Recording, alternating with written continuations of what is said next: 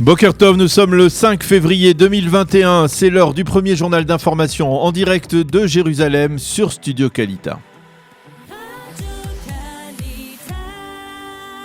Et oui, direction nos studios à Jérusalem avec notre correspondant Daniel Haïk. Bonjour Daniel, à la une de l'actualité ce matin, on en parlait un petit peu plus tôt, la menace terroriste et une tentative d'attentat en Judée-Samarie.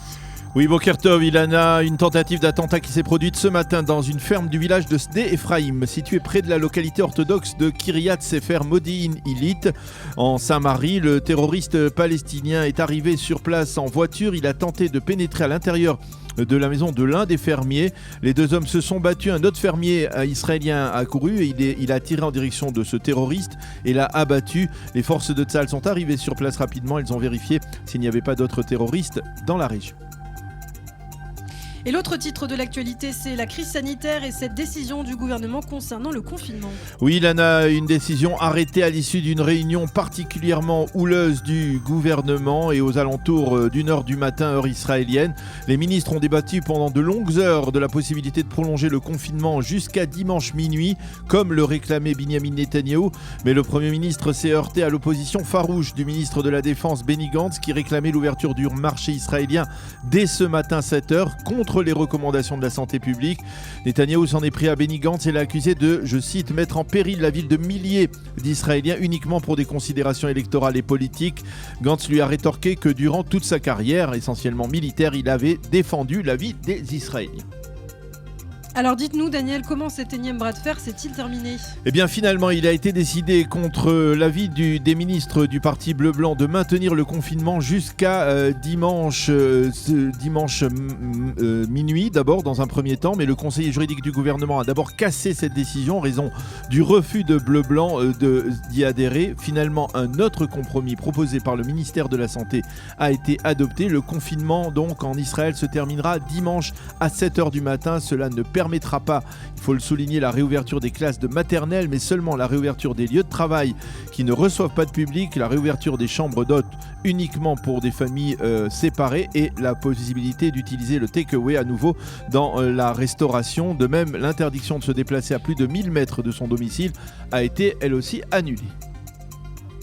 Et puis ce matin, 1 an après le début de l'épidémie de coronavirus, une donnée effrayante peut refléter l'ampleur de la crise. Oui, effectivement, 1 an après le déclenchement de cette épidémie, on a recensé durant la nuit le 5000e décès en Israël. 5000 victimes israéliennes du coronavirus. Selon les données de la santé publique publiées mercredi, on a recensé durant cette journée quelques 7400 nouveaux cas avec un taux de positivité de 8,9%, toujours donc relativement élevé. Dans les hôpitaux israéliens, on recense 1040 malades graves, dont 307 sont sous assistance respiratoire. Et toujours à propos de la Covid-19, hier le président de l'État a fait une déclaration remarquée.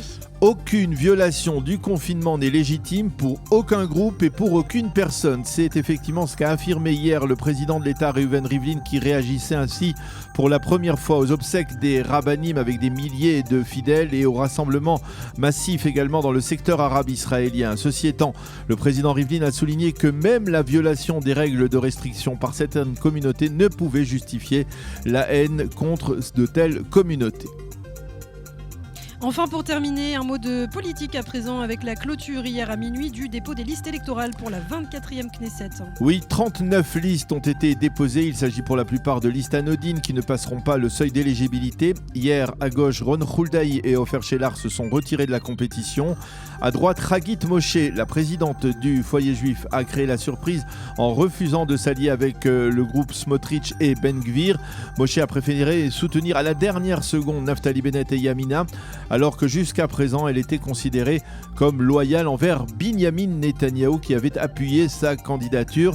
De facto, le foyer juif ne se présentera pas donc aux prochaines élections, mais en contrepartie, Hagit Moshe devrait être nommé ministre si Naftali Bennett devait siéger dans le prochain gouvernement ou même le conduire. C'est la fin de ce premier journal d'information.